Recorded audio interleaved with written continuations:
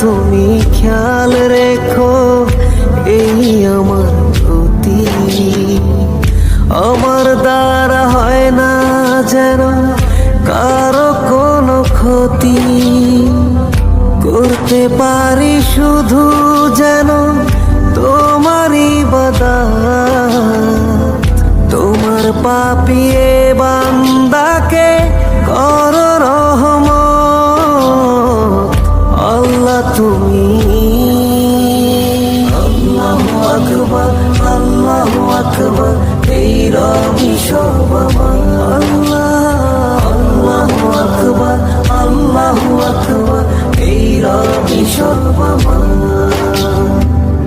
তুমি ছাড়া হবে নাই রুহের কোন গতি, ক্ষমা করে দিও আমার হে জগৎপতি।